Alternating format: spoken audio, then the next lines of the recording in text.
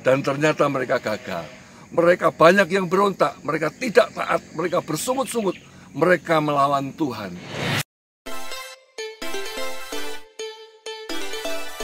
Shalom. Kalau kita melihat Alkitab, khususnya tentang perjalanan bangsa Israel setelah mereka keluar dari Mesir menuju tanah Kanaan, tanah perjanjian, seharusnya tidak lebih dari 2 bulan mereka harusnya sudah sampai ke tanah Kanaan, meskipun dalam jumlah yang besar dan juga dalam perjalanan kaki. Tetapi kalau kita melihat di Alkitab, mengapa bangsa Israel harus 40 tahun dalam perjalanan menuju Kanaan lewat padang gurun? Nah, ini yang menarik.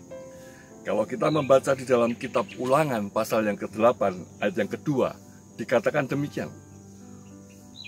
Ingatlah kepada seluruh perjalanan yang kau lakukan atas kehendak Tuhan Allahmu di padang gurun selama 40 tahun. Ini dengan maksud merendahkan hatimu dan mencobai engkau untuk mengetahui apa yang ada dalam hatimu, yakni apakah engkau berpegang pada perintahnya atau tidak. Nah, ternyata ada maksud Tuhan mengapa Israel harus berjalan 40 tahun lamanya dan berputar-putar di padang gurun sebelum mereka bisa sampai ke tanah Kanaan. Di sini dijelaskan ada 2 maksud Tuhan. Yang pertama, yakni untuk merendahkan hatimu. Nah, kita sebagai umat Tuhan juga perlu belajar dari orang Israel ini. Kita hidup di dunia ini dengan berbagai masalah, dengan berbagai persoalan, dengan berbagai tekanan hidup.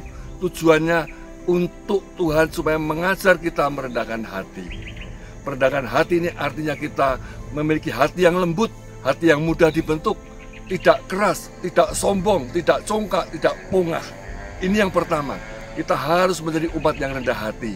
Tapi sayangnya Israel justru tetap tegar tengkuk, tetap sombong di hadapan Tuhan, suka berontak.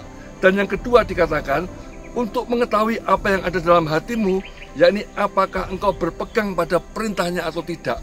Yang kedua, tujuan Tuhan membiarkan Israel 40 tahun di padang gurun untuk menguji mereka, apakah mereka tetap berpegang teguh pada perintah Tuhan atau tidak. Dan ternyata mereka gagal. Mereka banyak yang berontak, mereka tidak taat, mereka bersungut-sungut, mereka melawan Tuhan.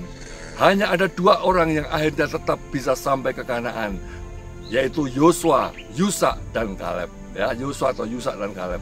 Nah, itu belajarlah kita sebagai umat Tuhan di akhir zaman ini untuk tetap memiliki kerendahan hati dan ketaatan, tetap berpegang teguh pada perintah Tuhan. Meskipun kita harus banyak mengalami padang gurun kehidupan ini. Jalanilah sekolah kehidupan di padang gurun ini. Dan di situ kalau kita rendah hati, kita taat setia berpegang pada perintah Tuhan, kita akan sampai kepada tanah perjanjian. Janji-janji yang Tuhan berikan bagi kita orang percaya.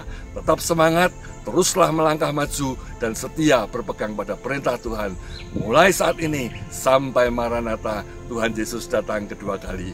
Haleluya. Amin.